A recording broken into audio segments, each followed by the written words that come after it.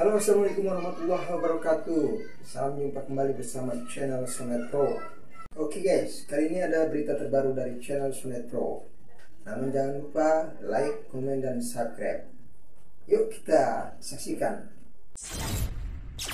Senang nih jawabannya Bang Roman. Kita tahu semua. Ya, bukan rahasia umum. Bukan rahasia umum, sudah rakyat sudah paham ya. Makanya itulah cermin kita Bang Roman. Makanya tadi saya bilang Bang Roma itu diselamatkan. Saya tidak bisa membayangkan kalau Bang Roma itu jadi hakim. Bercanda Bang Roma. Iya, jadi Masya Allah. Jadi apa yang Bang Somad katakan ini itu sahih. Rakyat Indonesia termasuk rakyat yang paling kecil, paling rendah, faham bagaimana apa yang dikatakan Bang Abraham tadi. Jadi tentunya ini kan merupakan perjuangan yang nggak pernah selesai. Iya. Oke, kita ke PIK 2 nih, Bang Abraham. Apa yang Anda lihat di PIK 2 ini, entah dari ada korupsinya, kolusinya, kemudian suap menyuap dan sebagainya, sehingga antum bersama teman-teman dalam koalisi rakyat, koalisi besar yang memang mudah-mudahan ini memang aspirasi dari rakyat Indonesia yang Bang Somad tadi katakan bahwa hukum di Indonesia tajam ke bawah, tumpul ke atas seperti itu. Ini sudah menjadi rahasia umum ya. Ada nggak kekhawatiran Bang Somad sebagai mantan ketua KPK ketika membawa surat ini ke KPK bahwa ini hanya akan menjadi sesuatu yang lewat saja gitu, dimasukkan ke peti es kulkas?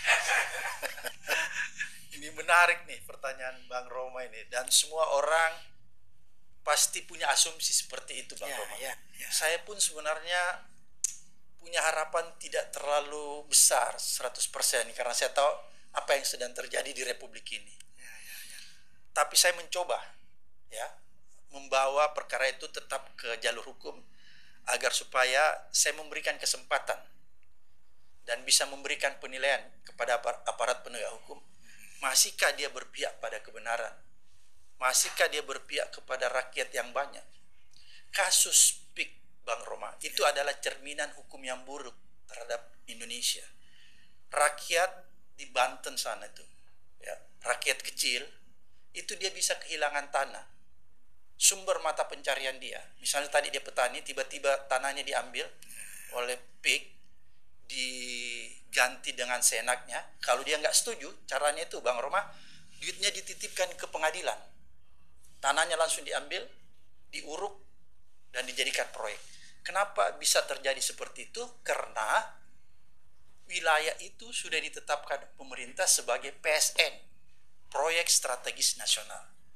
Ketika sebuah wilayah ditetapkan sebagai PSN, maka di situ tidak ada ruang untuk bisa berkompromi antara misalnya orang yang mau membeli sama orang yang mau menjual tanahnya. Jadi otoritas bisa datang dari pengembang yang diberikan hak terhadap proyek strategis nasional itu. Siapa pengembang yang diberikan hak di dalam wilayah PSN itu? Agung Sedayu Group yang mengelola itu. Sehingga dia bisa dengan semena-mena Bang, mengusir rakyat lokal yang ada di sana tanpa peduli sawahnya diambil. Kalau dia nggak mau, duitnya dititipkan di pengadilan, gitu kan? Nelayan kesulitan menangkap ikan lagi karena ada sebagian wilayah lautnya yang sudah ditimbun dan lain-lain sebagainya, dan dipagar dan lain sebagainya. Apakah ini bukan kejahatan kemanusiaan?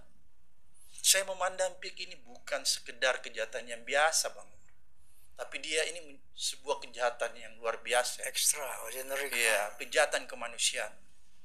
Selain itu saya melihat ada praktek korupsi di dalamnya. Apa itu? Saya melihat begini.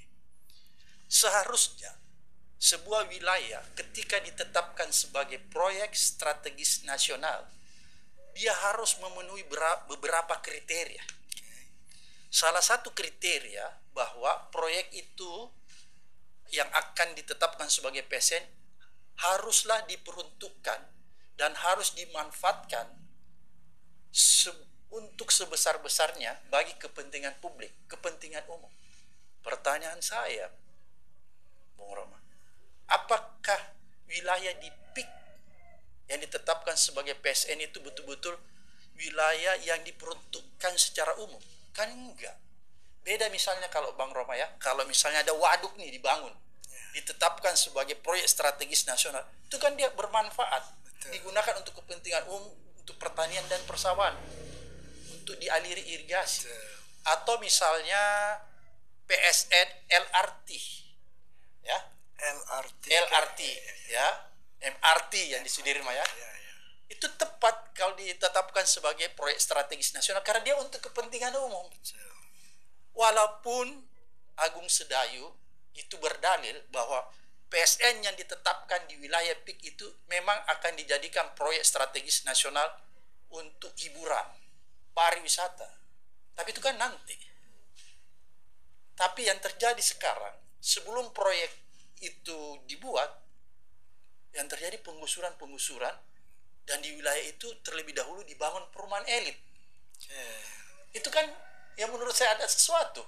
Dan perumahan elit itu dibuat se-eksklusif mungkin, tidak memberi akses kepada penduduk lokal untuk bisa masuk di dalamnya. Dan siapa penghuni? Di dalam? Tidak bisa dijawab juga. Nah, itu orang-orang yang berduit, Bang Roma Irama. Karena harga tanahnya mahal. Kalau Bang Roma pasti punya duit, bisa beli di sana. Belum tentu juga. Belum tentu juga. Ya. Jadi yang punya duitnya siapa? Masih bertanda tanya juga itu. Jadi, yang punya duitnya siapa? Gitu. Jadi hanya orang-orang tertentu karena wilayah itu jadi wilayah eksklusif. Itu.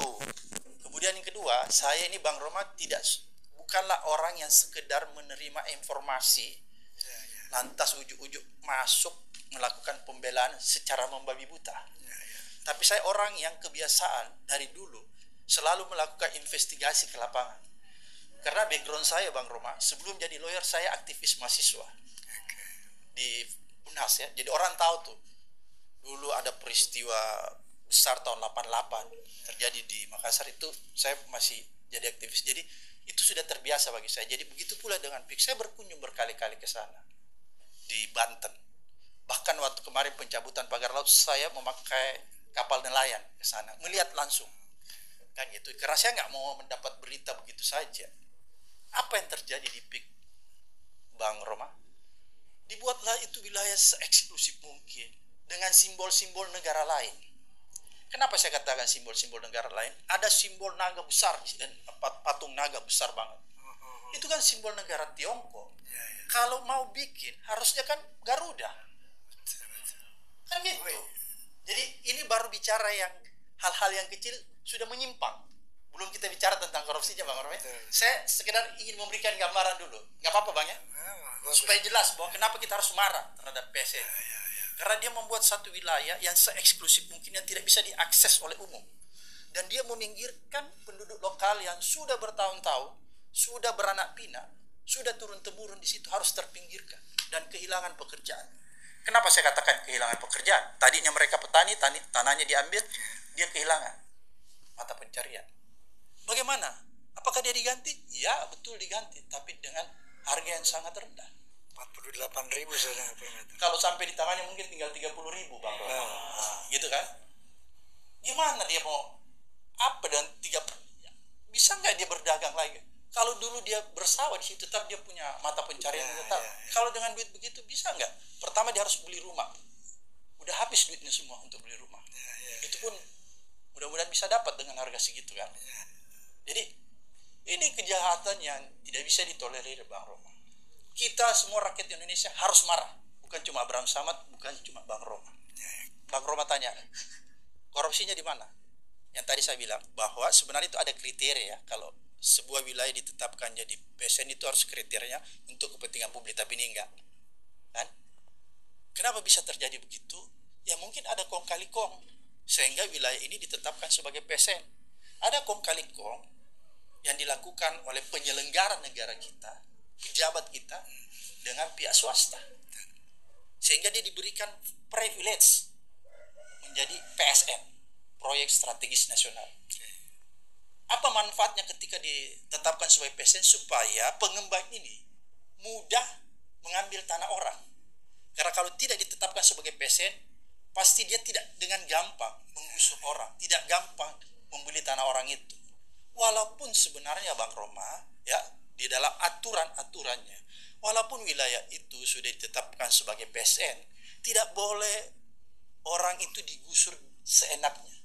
Nggak boleh orang itu diambil tanahnya dengan begitu mudah diganti dengan duit yang apa itu istilahnya tidak ada kesepakatan. Harus ada kesepakatan. Jadi ini dilanggar semua. Oleh karena itu kita lihat bahwa ini mungkin ada kong kali kong antara penyelenggara negara dan pihak swasta sehingga wilayah itu ditetapkan sebagai PSN. Kemudian